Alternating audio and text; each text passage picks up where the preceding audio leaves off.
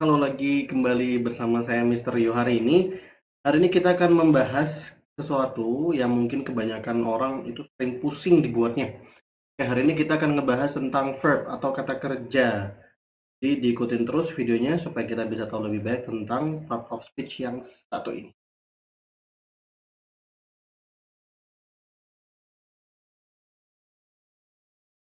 Oke, verb. Apa sih verb itu? Pertanyaan yang paling sering ditanyakan tentang verb. Kalau misalnya Mister ngajar murid-murid Mister yang baru pertama kali belajar bahasa Inggris. Ketika Mister tanya, what is verb? Guys, what is verb? They mostly confused and then look like this. Mereka tuh biasanya bingung, terus mukanya begini. Sebenarnya memang kalau untuk ngomongin tentang kata kerja atau verb ini bakal ada hal yang membingungkan karena begitu banyak istilah. Nah, verb itu adalah kata kerja, tapi kata kerja itu nggak melulu yang berhubungan dengan fisik. Jadi kata kerja itu dibagi dua. Mister bikin gampang dibagi dua aja. Kalau sebagai guru, Mister baca tentang verb, ya Mister pelajari tentang verb itu penjelasannya macam-macam, banyak banget. Dan masing-masing artikel atau masing-masing website yang ngebahas tentang verb, menurut Mister ya semuanya masuk akal penjelasannya. Cuman buat kita orang Indonesia, kalau kita belajar verb, dengan cara seperti itu kita pasti akan bingung, apalagi yang baru belajar bahasa Inggris. Jadi verb itu sebenarnya kalau Mister sendiri ya ngejelasinnya tuh Mister maunya digampang buat Mister bagi dua aja. Verb itu ada yang fisik, ada yang non fisik. Kalau misalnya kita ngomongin secara umum, verb itu kan action verb atau kata kerja. Kalau kita ngomongin secara umum, verb itu kata kerja. Cuman nanti ada kata kerja yang fisik, ada yang non fisik. Kalau yang non fisik ini berhubungan dengan mental state atau kondisi kognitif, biasanya masalah tentang pemahaman gitu. Nah, kalau yang fisik, yang fisik itu kalian bisa lihat. Kalian bisa lihat aksinya seperti apa. Misalnya lari, ya, atau makan, tidur, itu kan bisa lihat.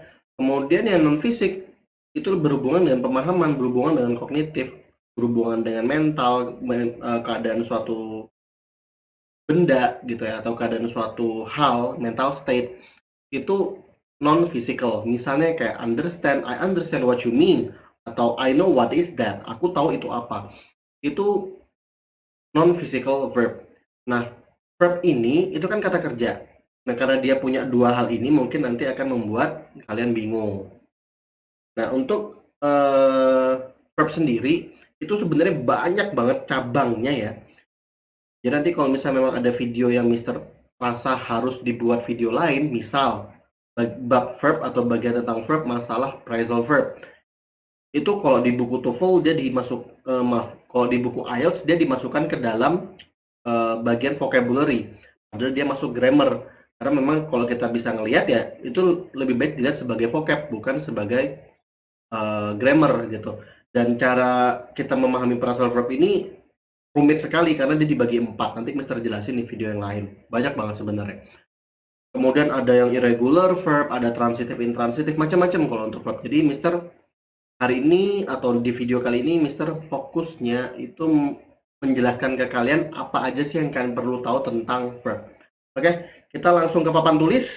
Kita langsung tulis-tulis. Oke, verb. Gimana sih cara kita itu memahami atau mengetahui verb itu gitu kok dalam suatu kalimat ya? Kita ngomongin dari sisi posisi dulu ya, dari segi posisi dulu.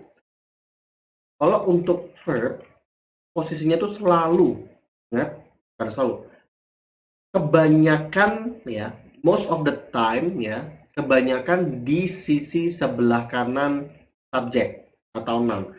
Kalau tidak di sisi itu berarti itu bentuk grammar yang lebih kompleks, biasanya berhubungan dengan non clause atau non phrase, macam-macam. Nanti kalian bakal pelajari itu.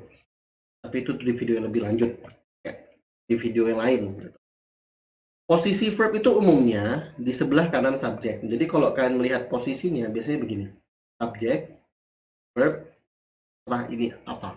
Nounnya sebagai objek. Macam-macam. Kayak orang Indonesia, subjek, predikat, objek. Posisi verb ini selalu di sini. Setelah subjek. Jadi itu cara paling gampang untuk mengidentifikasi kalimat. Biasanya ini berguna banget kalau kalian ngerjakan TOEFL. Penting ya. Berguna banget kalau kalian mengerjakan TOEFL. IELTS juga berguna sih sebenarnya, terutama di writing dan di speaking. Oh enggak, di writing lebih tepatnya. Kalau di TOEFL itu penting banget di written. Ya, di written expression itu penting banget. Jadi kalau kalian pengen tahu posisi verb itu, atau kalau kalian pengen tahu dalam suatu kalimat itu verbnya di mana atau yang mana, cek dulu di mana subjeknya, pasti setelah subjek itu verb. Dan nanti Mister jelasin, mungkin kalian akan bingung seperti kata-kata is mr, setelah subjek ada is mr, Mister nih ada is mr bukan verb, itu juga verb gitu. Oke, kita bahas lebih detail, bukan lebih detail, lebih rinci ya tentang apa yang kalian perlu tahu tentang verb. Tadi dari segi posisi, posisinya itu selalu di sebelah kanan. Nah, kemudian kita bakal ngomongin masalah physical dulu, ya, lebih jelasnya. Physical verb ini adalah kata kerja yang menggunakan olah tubuh kita, gitu. Jadi secara fisik kita bisa lihat itu gerakannya seperti apa. Misalnya apa? Makan, minum, lari, eat, drink, run. We can see it. Kita bisa melihat itu bentuk kata kerjanya seperti apa. Jadi kalau dalam penulisan ya, misalnya kita bilang I run to the park. Misalnya, atau I eat meatball. Gitu. Jadi physical verb ini kita bisa lihat aksinya seperti apa. Kalau run kita menggunakan kaki, kemudian eat kita menggunakan mulut gitu. Jadi kata kerjanya terlihat dan dilakukan oleh bagian tubuh kita. Itu untuk physical verb. Sedangkan non physical verb itu kebalikannya gitu ya. Kalau non physical verb, terus dulu.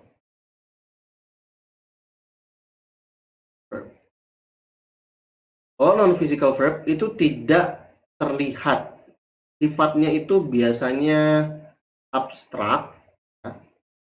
Ya maksudnya abstrak di sini kalian tidak bisa melihat kata kerja itu seperti apa. Contohnya apa? Berpikir, I think.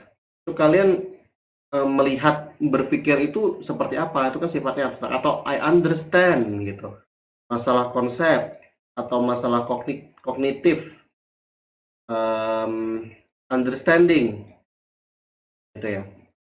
Jadi untuk non physical verb itu intinya kita tidak bisa melihat kata kerja ini secara fisik, itu dilakukannya dengan tubuh. Jadi kalau untuk non physical verb itu sederhananya kita tidak bisa melihat ini kata kerjanya seperti apa karena tidak dilakukan oleh fisik kita. Tuh. Contohnya gimana? Misalnya I know that formula. Kata-kata tahu atau know ini itu bisa kita lihat kan nggak bisa. Bisa kita kerjakan dengan bagian tubuh kita, ya mungkin otak, tapi kan kita tidak bisa melihat prosesnya gitu. I know that formula. Atau I understand math. Kata-kata understand ini kita nggak bisa ngelihat. Kita bagaimana melihat kata-kata understand, bagaimana kita melihat kata-kata paham gitu, nggak bisa. Um, atau kata-kata I like food, ini kita nggak bisa lihat. Di non physical verb itu kebalikan dari physical verb. Kalau physical verb kita bisa kerjakan dengan bagian tubuh, kalau non physical verb kita tidak menggunakan bagian tubuh untuk melakukan aksi ini. Terus kata-kata seperti be atau to be, is, mr itu juga termasuk non physical verb. Itu masuk dengan dalam bagian linking verb. Jadi untuk kata-kata seperti be atau is, mr, misalnya I am a teacher. Kata-kata am ini juga sebuah non physical verb. Saya lupa ngasih tahu tadi. Kemudian linking verb yang lain seperti yang I sounds, kita nggak pakai I deh, kita misalnya gini, he sounds amazing, atau She looks fine. Ya. Jadi kalau ini I am a teacher atau linking verb ya, linking verb yang ini linking verb. Itu juga non physical verb. Kita tidak bisa gimana ya? Kita tidak bisa melakukan aksinya gitu ya. I am a teacher atau be, kita tidak bisa tahu ini bentuk fisiknya kata-kata is, am, are, was, were, dan been itu seperti apa. Kemudian kalau yang linking verb, ya dia terdengar, itu bagian dari state of being gitu. Kita bisa merasakan tapi tidak bisa melihat. She looks fine. Ya, kita tidak mengerjakan apapun, dia terlihat, dia terdengar, makanannya terasa enak. Nah, itu tidak bisa kita kerjakan karena itu berhubungan dengan konsep atau state of being. Itu untuk yang non physical verb. Tambahan ya, transitive dan intransitive verb. Transitive.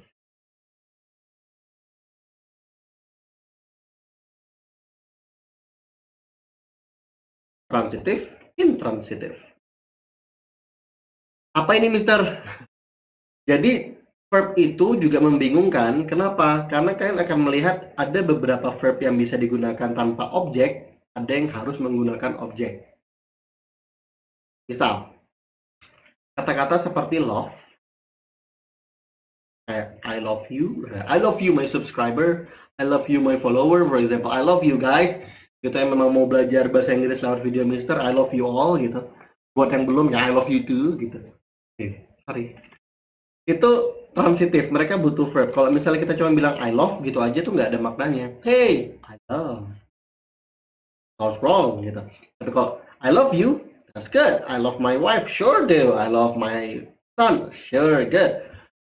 But if you don't put any object on the sentence for the word love, it doesn't make sense. Itu nggak ada maknanya sama sekali kalau cuma bilang I love. What? What do you mean? No, doesn't make sense. Tuh. Atau kayak misalnya kata-kata respect. I respect you. Respect you guys if you do that. Jadi itu transitive verb. Butuh banget objek di belakangnya. Kok cuman kayak bilang respect, doesn't make sense. Gitu. Bisa mungkin dalam beberapa kasus, tapi tidak elok. Nah, objek yang dimaksud di sini itu direct object, umumnya ya. Direct object berupa noun atau pronoun, kayak misalnya I love letter tycoons, ya kan ada letter tycoons di depan. Atau I love it, bisa noun atau nama bendanya, bisa pronoun atau kata ganti bendanya. Dan beberapa verb juga bisa menggunakan indirect object. Mister kasih contoh ya untuk yang transitif. Dulu nih, jadi Mister hapus intransitifnya. Hapus. Contoh, transitif. For example, boy eat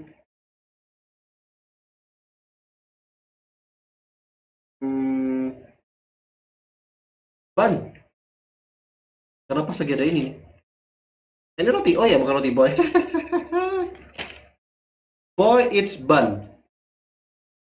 Butuh nih kata kerjanya, kata objeknya kita butuh banget. Kalau kita cuma bilang boy eats ya nggak masalah, boy eats bun.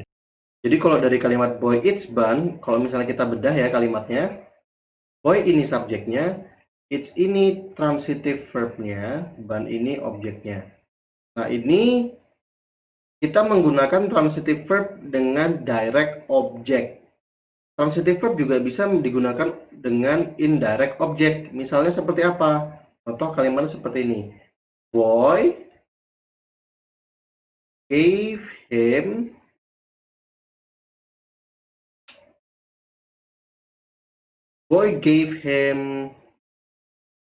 my bun. Jadi boy memberikan dia kueku gitu atau rotiku gitu. Nah, si boy ini subjeknya, gave ini transitive verbnya, si him, ingat hanya karena him ini di sampingnya gave bukan berarti dia objeknya.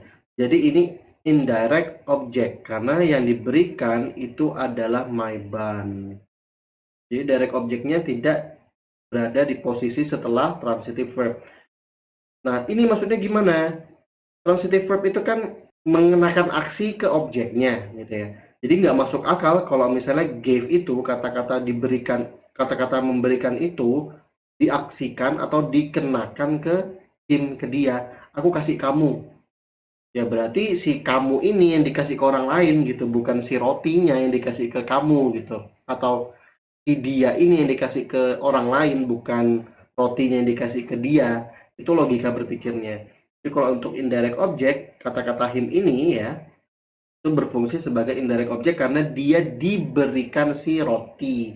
Jadi yang dikenakan aksi itu si rotinya, my ban-nya. Untuk transitive verb. Kemudian kita berbicara tentang intransitive verb. Mister hapus-hapus dulu karena Mister agak sedikit males ini. Dihapus. Tinggal ditambahin intransitive verb. Intransitive verb. Nah, kalau intransitive verb gimana? Nah, kalau untuk intransitive verb itu dia tidak membutuhkan objek. Kita bisa pakai kata kerja ini tanpa menggunakan objek. Contohnya kata-kata carve atau kata-kata walk, laugh, run. Ini tidak membutuhkan objek. Oke, beberapa kata tuh bisa transitif dan intransitif, tapi tidak membutuhkan objek. Ya dalam kasus ini kita menggunakan kata kerja tanpa objek. Misalnya, she cough.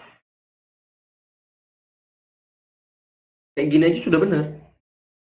Tadi yang ini misalnya, she walks,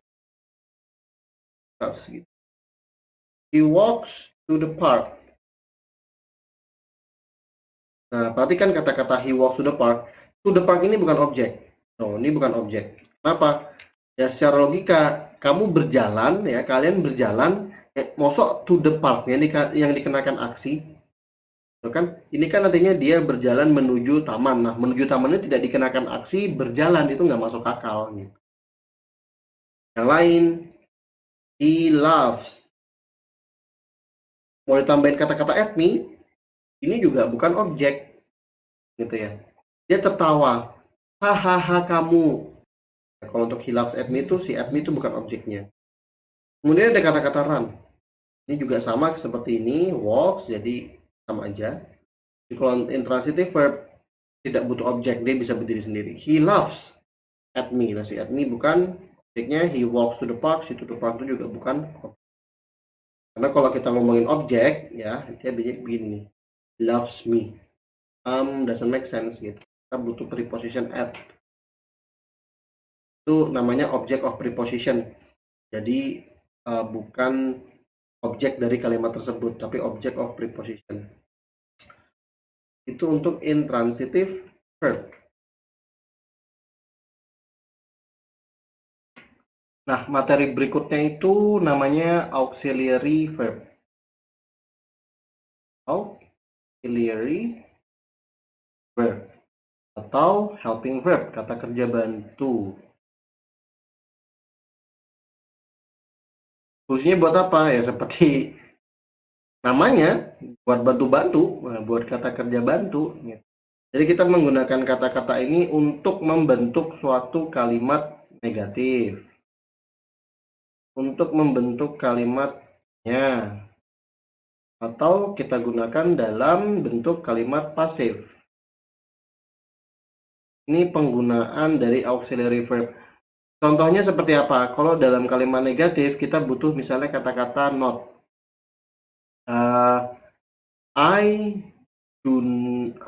didn't. Misalnya bisa pakai kata-kata didn't eat that. Atau I don't eat that. Oh, bisa. Nah, kata-kata did ini tadi itu auxiliary verb-nya. It itu kan seharusnya kata kerja utamanya. Tapi dia dibantu dalam kalimat negatif menggunakan kata-kata didn't. Untuk kalimat tanya, misalnya kita menggunakan kata-kata would deh. Would you be okay. Ketika kita menggunakan would ini, ya, verb utamanya itu kan si be. Would you be okay? Nah, tapi si would ini kita gunakan sebagai kata kerja bantu dalam membuat kalimat tanya. Would you be okay? Itu misalnya would. Kemudian untuk passive voice, kalimat pasif ya. Misalnya the car was hit. Kata kerja utamanya itu hit. Nah, kata kerja pembantunya, auxiliary verbnya itu was. Jadi ini auxiliary verb, ini main verb, auxiliary verb, auxiliary verb, main verb.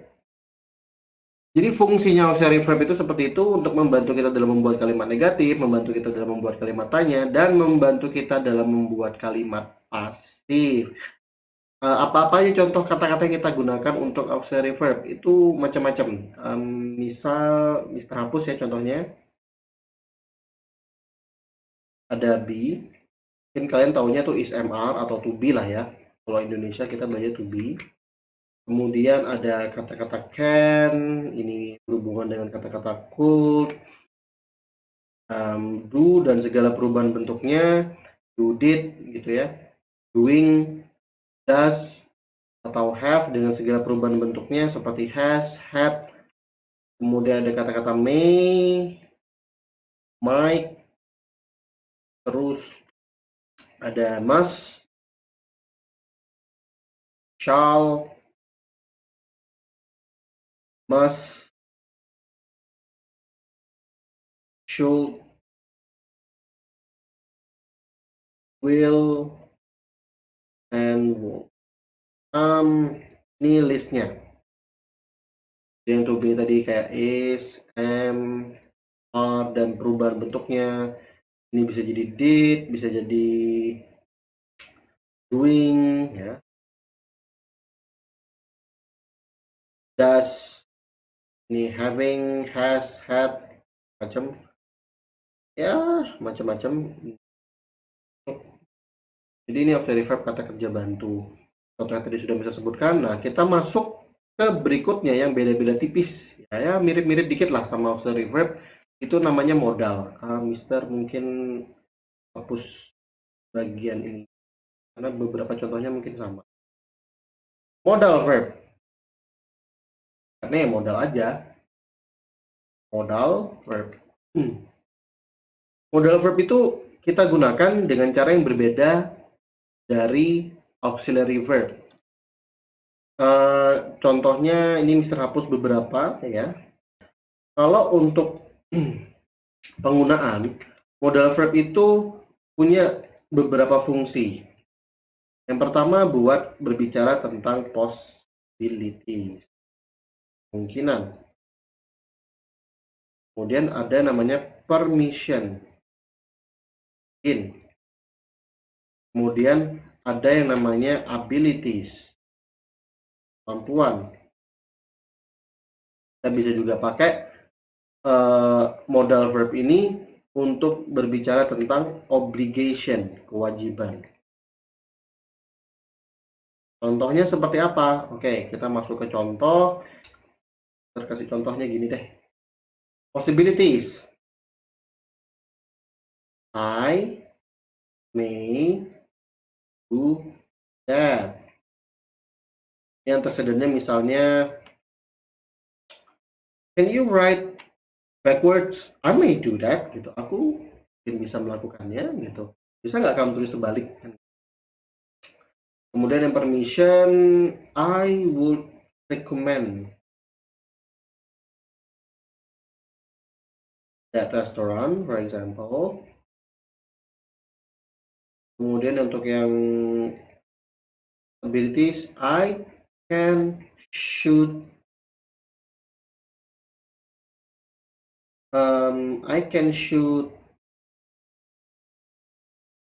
3-point shot. Kemudian obligation, I must help him. gitu ya. Jadi ini contoh penggunaan modal.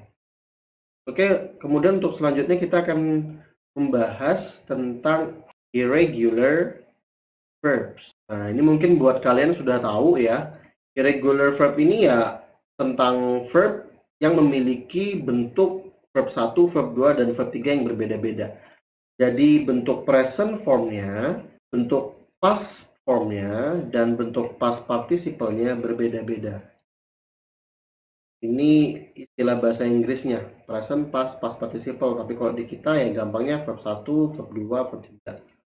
Misalnya kata-kata eat yang berubah menjadi ate dan berubah menjadi eaten, ya. Atau macam-macam sih, bisa kita pakai drink, drank, drunk. Jadi mungkin kalau misalnya kalian punya kamus di rumah, terutama yang buatan Indonesia, itu biasanya di halaman tengah. Di halaman tengah tuh ada kayak lembar khusus, biasanya juga beda sendiri. Nggak tahu ya kalau kamu sekarang, itu warnanya beda sendiri. Memang diperuntukkan untuk regular verb dan irregular verb. Dan ini penting banget buat kalian hafalin, karena hafalan itu akan sangat berguna buat kalian nanti ke depannya ketika kalian melanjutkan pelajaran bahasa Inggris ke tingkat yang lebih lanjut, atau kalian mengerjakan tes seperti TOEFL dan IELTS. Itu penting banget. Jadi untuk penjelasan irregular verb sederhana aja, nggak panjang-panjang. Kemudian materi yang terakhir itu namanya phrasal verb.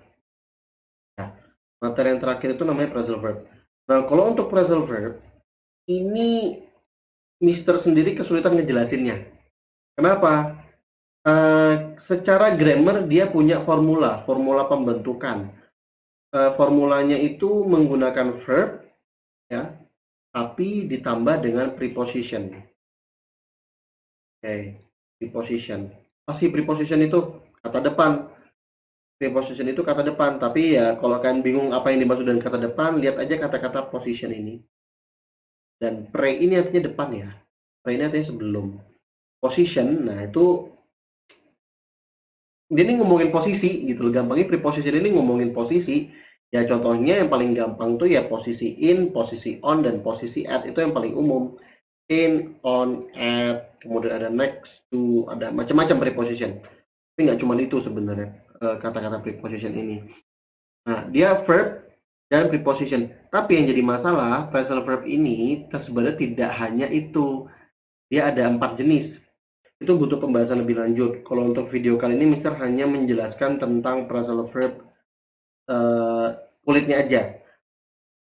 Jadi kalau untuk phrasal verb, ya, itu sebenarnya dia punya rumus pembentukan dan bisa dikatakan sebagai grammar. Tapi kalau misalnya kalian pernah baca buku IELTS, phrasal verb itu di salah satu buku IELTS itu disebutkan dalam bagian vocabularies.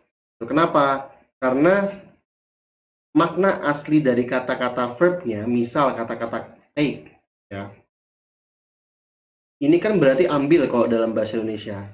Tapi ketika dia menjadi phrasal verb, misalnya kata-kata take digabungkan dengan kata-kata off, ini artinya berubah total dari yang tadinya ambil menjadi lepas. Dunia penerbangan ini artinya lepas landas, jadi berubah total artinya, maknanya. Penggunaannya pun juga otomatis berubah karena maknanya berubah. Jadi yang misalnya tadinya I take my book, ya, ketika kita pakai I take off, ini jadi I take off my shoes. Yang tadinya aku ambil bukuku, yang sekarang jadi aku melepas sepatuku. Itu untuk penggunaan phrasal verb.